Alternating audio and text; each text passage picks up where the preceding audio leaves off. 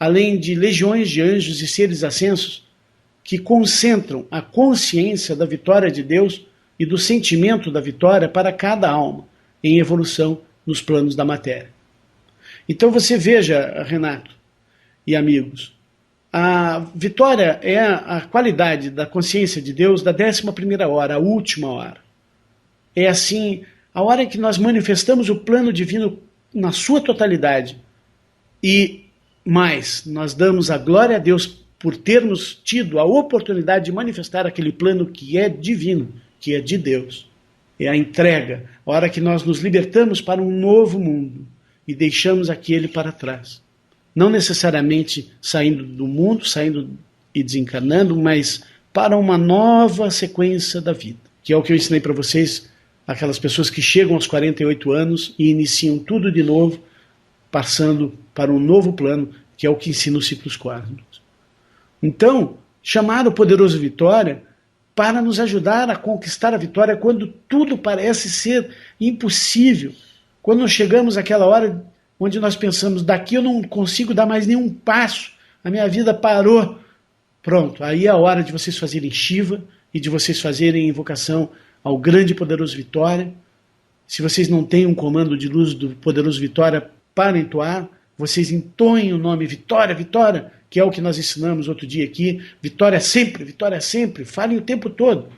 Quando encontrarem um amigo da luz, digam Vitória sempre. Ou então, mais ainda do que isso, levem para o trabalho de vocês, levem para as amizades de vocês essa frase para vocês dizerem na despedida, ensinem para os amigos de vocês. Vitória sempre, Vitória sempre. Eu tenho notado que os nossos alunos que ligam para cá, eles já se adiantam para dizer, Vitória sempre, Paulo, Vitória sempre. É muito gostoso, porque isso realmente traz essa energia da vitória, que é a energia da finalização da vontade de Deus manifestada através de nós. Nós podemos oferecer uma sessão de chama violeta para poderoso Vitória e clamar e pedir vitória para seus filhos, vitória para sua comunidade, vitória para sua nação, vitória da luz, vitória dos filhos da luz do planeta.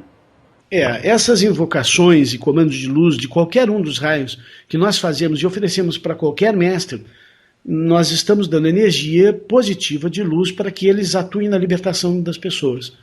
E isso é muito bom, Maria Lúcia está correta, a situação de que é necessário entregar energia livre para que eles possam atuar no planeta, né? Porque eles têm grande poder, grande energia, mas essa energia deles não pode necessariamente, à vontade deles, vir aqui e atuar, porque aqui é a nossa casa e para que eles possam atuar aqui há necessidade de que, além de nós pedirmos a eles, nós temos que ter o merecimento. E então, quando essa energia é gerada aqui, ela é totalmente livre para que eles façam o que eles quiserem para atuar em prol da humanidade. Em prol daquilo que nós pedimos, né, Paulo? Também. A prece direcionada.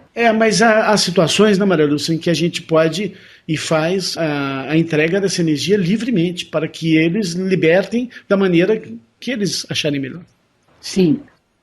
O Elohim do 7º raio é a chama gêmea de Arturos e Vitória. Então, respondendo à sua pergunta, o poderoso Vitória não é o mesmo que o Elohim do 7º raio. A sua terceira pergunta, Renato, você disse, esta carta aos mestres devemos fazê-la uma vez e em seguida queimá-la todo dia, até obtermos a resposta que queremos. Respondendo, fazer cartas para os mestres, amigos, tem o mesmo valor ou mais de uma oração feita com muita emoção. Escrever cartas e depois queimá-las dá um trabalho extra e mostra a nossa dedicação, a nossa vontade.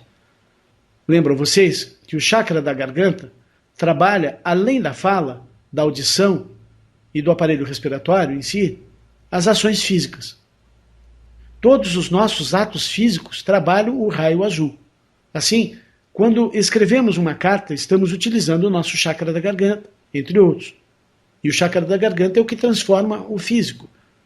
É o que faz acontecer as coisas aqui na matéria. Estamos fazendo um trabalho físico para levar esta nossa mensagem até o cosmos, o éter. O chakra da garganta é aquele que tem a capacidade de se comunicar com o éter divino. Então a resposta à sua pergunta, Renato, é o seguinte. Sempre devemos orar a Deus até conseguirmos uma resposta. Assim sendo, se o método de comunicação escolhido for a carta, e não a oração, então, se sentir em seu coração que é necessário, escreva cartas todos os dias. Não há problema algum nisso. Amigos, a resposta dos mestres nem sempre é aquela que nós desejamos ouvir. Deus não nos deixa sem resposta, mas às vezes esta resposta é incompreendida, como Maria Lúcia disse outro dia aqui. Por isso, se demorar muito para você entender a resposta às suas cartas e orações, inclua também um pedido para que Deus, os mestres ascensos ou os anjos a quem você está escrevendo, ajudem você a entender a mensagem, a resposta aos seus pedidos. E como devemos fazer este ritual de entrega da carta? Você pode endereçar a sua carta pessoalmente, no topo, para o mestre que você desejar. Escreva tudo o que deseja e assine a carta. Se você tem um altar em sua casa, faça a carta pela manhã e deixe ela no altar até o final do dia. Se não tiver, coloque-a dentro de uma Bíblia ou dentro de um dos livros sagrados dos mestres ascensos. Escolha um bom lugar para o seu ritual, de preferência diante de um altar montado para os mestres da Grande Fraternidade Branca. Ou, se não for possível, vá para um lugar tranquilo na natureza, na montanha, no mar, no rio, na mata, ou no jardim da sua casa. E até mesmo dentro da casa. Se for queimar dentro da casa, escolha uma pia onde poderá apagar o fogo rapidamente caso perca o controle. O ideal é que você tenha uma bacia ou uma cambuca não inflamável para queimar a sua carta.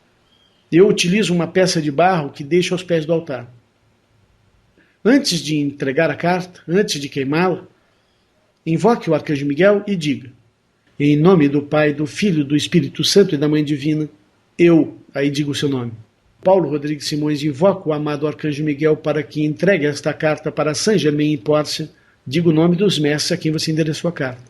Após esta invocação, leia a sua carta todinha, em voz alta, e conclua, colocando fogo nela e dizendo amém, amém, amém. O fogo é para mandar a carta para o planetário. As cartas também podem ser queimadas em grupo, onde uma pessoa faz a invocação e coloca fogo em todas elas para todos os presentes, mesmo sem ler a carta. Eu gosto de ler e indico isso para vocês, leio a carta antes de colocar fogo, pois eu sinto que isso fortifica o meu pedido. Mas se não for possível ler, não é realmente necessário, pois o que está escrito será levado quando você puser fogo.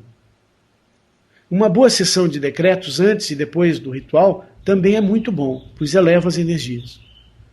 Não é necessário queimar o papel todo, apenas a parte onde tem algum escrito. Cuide-se para não se queimar, por isso é bom ter um pote para queimar essa carta, como eu já disse antes, pois não dá para ficar segurando até o final.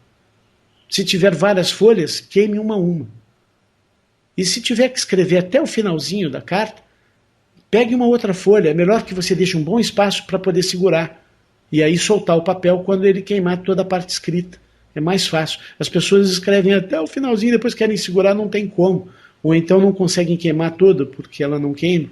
Porque quando você solta o papel, às vezes ele cai no chão ou na bacia, e aí aquele pedacinho último ali não queima, fica um escrito e você vai se sentir que deveria ter queimado todo. Mas pode também levantar esse pedacinho de papel com qualquer instrumento compridinho, né? É, uma faquinha que você possa levantar e manter ele pegando fogo até o final, um instrumento, né, de ferro para você encostar ali e não se queimar, seria uma coisa interessante. Outro dia um aluno nos escreveu, né, Maria Lúcia, dizendo que quase se queimou, quase fez um incêndio na casa dele. Mas é isso, você tem que se preparar porque realmente não dá para segurar o papel até o final. Outra coisa que eu gostaria de dizer, que as pessoas devem escolher um papel bonitinho, correto, limpo. O ideal seria mesmo um papel de cartas, porque os mestres são mestres, são reis, foram reis, pessoas de alto nível. E nós vamos mandar uma carta num papel inadequado? Não está certo, né? A gente deve escolher um papel bonitinho. Maria Lúcia, eu às vezes escrevo, aí a minha letra tá meio feinha, não tenho a letra muito bonita, sempre tive uma letrinha meio garranchudinha, e aí eu digo, não, tá feio demais, tem que escrever de novo. Você pode, inclusive, digitar e depois assinar a carta, não tem problema nenhum. Eu sei que as ações dos Filhos da Luz aqui, vamos dar um exemplo, Digamos que a Luciane, lá na cidade dela, faça uma reunião com filhos da luz para transmitir os ensinamentos ou para abrir uma frente de luta contra o aborto que estão tentando lançar no Brasil. Isso é notícia no jornal dos venusianos, lá em Vênus, que lutam fervorosamente pela libertação do nosso planeta. Né? Ou lá nas Pleiades, lá em Sírios, e aí vai. Os planetas de luz estão de olho no planeta Terra, que está num ponto crucial de libertação e muito importante na história da humanidade terrena. Realmente eles ficam muito alegres e felizes com cada uma das nossas vitórias, por pequenas que sejam, com cada teste que nós passamos, cada iniciação que nós vencemos. Então, quando um de vocês tomar a frente em prol de um caminho de libertação, vocês podem saber que vão ter uma centena de anjos atrás de vocês, apoiando vocês no trabalho de vocês. Agora, terminando então a explicação de como queimar a carta, se vocês tiverem várias folhas, queimem uma a uma, não vão tentar queimar todas ao mesmo tempo. O resto das cinzas que sobrarem não tem valor algum, podem ser jogados em qualquer lugar, mesmo em uma lixeira. A próxima pergunta vem do Júlio, de Curitiba. Olá, Paulo e Maria Lúcia, vitória sempre na luz divina. Estou me dedicando aos estudos dos ensinamentos dos mestres ascensionados ministrado por este magnífico site de vocês. E como a gente aprende uma coisa aqui, outra lá, outra acolá, em diferentes filosofias, livros, etc., às vezes surgem dúvidas e, para um estudante da luz, as dúvidas são as coisas que menos devem existir. Assim, estou enviando algumas perguntas cujas respostas para mim são interessantes. Na filosofia egípcia, ouvimos falar do senhor Anubis, que seria o senhor do karma, o juiz da lei e que daria os mais variados destinos ao ser humano em seus renascimentos conforme seu karma e merecimento pessoal. Eu ainda não encontrei nos ensinamentos dos mestres ascensos citação que falasse nesse senhor. Então eu pergunto, primeiro, é este senhor realmente o regente do karma, dando destino ao ser humano conforme o seu merecimento trazido de vidas passadas? Segundo, se assim for, por que é pouco citado nos estudos dos mestres ascensos? Se não for, então, quem rege e regula os nascimentos das almas na Terra? Maria Lúcia quer responder a 1 e a 2 primeiro? Sim. Então, Júlio, nós não encontramos referência nos ensinamentos dos mestres ascensos ao senhor Anubis, mas ele pode ter sido um mestre no Egito. Veja, a deusa Kuan Yin da China é conhecida na Índia como Tara. Jesus, no Nepal, era chamado de Saint Isa. Existe um conselho kármico composto de 8 seres de luz. São eles: deusa da liberdade, grande diretor divino, Pócia, deusa da justiça, mestra Sensa Nada, Palas Atena, deusa da verdade, Kuan Yin, deusa da misericórdia, Elohim Ciclopeia e também o amado Buda Vairochana. Estes seres estão servindo agora nestes cargos, mas certamente não irão ocupá-los eternamente. Num futuro próximo ou distante, eles podem seguir sua evolução em cargos mais elevados e naturalmente serão substituídos por outros. Nós sabemos, por exemplo, que para alguém encarnar nas Américas, necessita passar pela aprovação da deusa da liberdade. A pergunta 3 do Júlio, continuando, é assim. Falando-se em karma, sabemos que os mestres ascensos conseguem ver o futuro, então por que permitem que uma alma perversa e que só trará desgraça, maus exemplos, brigas, guerras, tráficos, etc., e que muitas vezes são verdadeiros demônios encarnados, então renasçam? Da mesma forma que aqui embaixo só pode haver julgamento se houver uma queixa-crime, assim também é no alto. Embora seja hora de julgamento, é preciso que os filhos de Deus, os filhos da luz, invoquem os arcanjos e peçam julgamento do fogo sagrado para a maldade, para os caídos, e citar cada caso específico, se possível. Por isso o conselho kármico permite que os trevosos encarnem, porque os filhos da luz possam ter esta oportunidade de vencê-los. E não podemos esquecer que nós temos verdadeiros filhos da luz atuando como verdadeiros demônios e verdadeiros demônios tomando espaço dos filhos da luz junto a entidades de luz, bancando os líderes espirituais. Então, nós não sabemos, a misericórdia de Deus é muito grande. Quem somos nós para saber quem realmente deveria ou não estar aqui? Então, como já foi dito aqui nas aulas de julgamento, nós pedimos o julgamento e não a condenação. Não pode haver um sentimento de que quero que Deus castigue este e tal. Não, nada disso. Mesmo quando vocês pedem o julgamento, vocês estão simplesmente pedindo para Deus olhar e dar um destino, né? Tomar conta da situação. Eu costumo dizer, quando falo em julgamento, que Deus expulsou os demônios do céu, sabe, Júlio e amigos? E Ele espera que os filhos da luz façam o mesmo aqui na terra. Expulse os demônios da terra. Enquanto isso não acontecer, mesmo os demônios estão em uma situação onde eles podem pedir perdão e atuar em nome da luz. A oportunidade está para todos, para todos. Todos têm a oportunidade de voltar atrás e dizer, não, eu vou atuar como filho da luz. Porque anjo caído um dia foi um anjo da luz. Ele caiu. Então ele tem como voltar para trás até o último minuto, enquanto ele não for consumido pelo fogo sagrado. Nós precisamos chamar o arcanjo Miguel, porque ele está aqui na Terra para proteger os filhos da luz e também para expulsar da Terra os demônios, da mesma forma que ele foi ali o arcanjo que expulsou os demônios do céu para a Terra. Nós precisamos invocá-lo diariamente, por isso ele é tão poderoso, por isso é a hora de invocar São Miguel. A quarta pergunta diz o seguinte, Maria Lúcia: a permissão do nascimento de tais seres seria necessária para que outros karmas, como o karma coletivo, se cumprissem?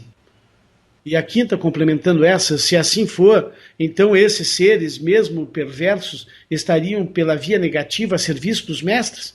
Me desculpe se fui inconveniente em algumas perguntas, mas elas surgem e a gente precisa de respostas para prosseguir, sem dúvidas, na luz de Deus. Obrigado pela atenção, vitória sempre na luz. Júlio, Curitiba, Paraná. Sim, Júlio, você está certo. Estes seres do mal encarnam também para cumprir karma coletivo. E a pergunta 5. Não, os seres perversos não estão a serviço dos mestres ascensos. Vejam, amigos, que o karma não é uma ação dos mestres. O karma é um retorno de nossas próprias ações, seja o karma positivo ou negativo. Então, em hipótese alguma, o karma está sob o comando dos mestres. Os mestres, junto com o Cristo, podem definir em seu coração se você está pronto para receber o seu karma ou não, e segurar o karma para você, ou antecipar a descida dele, como os mestres dizem, se houver necessidade disso. A próxima pergunta vem da Selma de Osasco, São Paulo. Ela diz: bom dia, Paulo e Maria Lúcia. No programa 43, na sessão de perguntas e respostas, você disse que Davi foi uma das encarnações de Jesus. Fiquei surpresa, pois sempre entendi que Jesus Cristo não teve outras encarnações, visto que não tinha karmas para resgatar, e por isso teve uma encarnação única, devido sua missão junto à humanidade. Será que você pode explicar mais sobre as encarnações de Jesus Cristo? Obrigada, Selma de Osasco. Selma, Jesus veio para a Terra com os 144 mil seres iluminados que vieram ajudar Sanat Kumara a salvar a Terra. Entre outras encarnações, até onde nós sabemos, não são todas, ele teve outras, mas talvez não tão conhecidas. Ele foi Abel, o segundo filho de Adão e Eva, que foi tirado da vida pelo seu irmão, Caim. Ele foi Sete, o terceiro filho de Adão e Eva, retornando à família. Ele foi um imperador e alto sacerdote de uma era de ouro na Atlântida, 33 mil anos antes de Cristo. Ele foi um governador na Atlântida, 15 mil anos antes de Cristo. Ele foi José do Egito. Ele foi Josué, líder dos israelitas, depois da morte de Moisés. Foi Davi, rei de Israel, e Eliseu, o discípulo do profeta Elias, antes de ser Jesus, o Cristo manifestado. Jesus, amigos, assumiu a posição de Cristo encarnado para dar um exemplo daquele que podemos encontrar em nossos corações.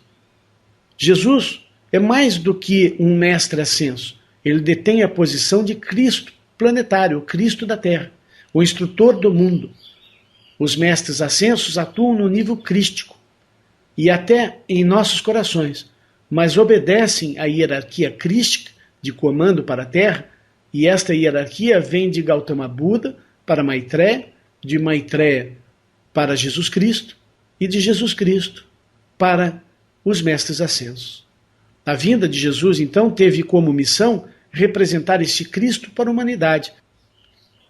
É importante lembrar também, Paulo, que Jesus, como os mestres ascensos, Elmore, Saint Germain e os outros, eles viveram na Terra como nós, eles passaram pelos mesmos testes, pelas mesmas dificuldades, pela mesma luta em vencer o eu inferior que nós passamos.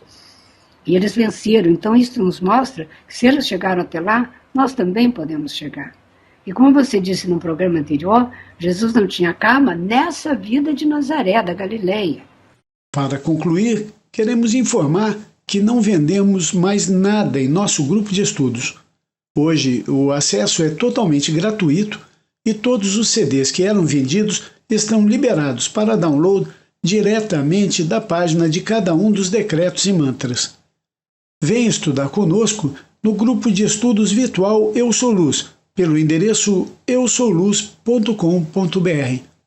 Participe com sua doação para que possamos levar os ensinamentos para mais e mais pessoas, pelo site doe.eusouluz.com.br ou pelo Pix contato@eusouluz.com.br.